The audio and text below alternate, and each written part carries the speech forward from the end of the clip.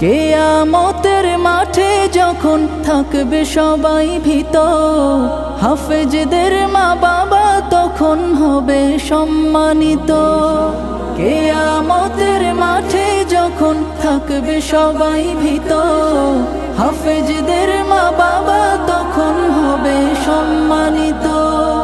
তাদের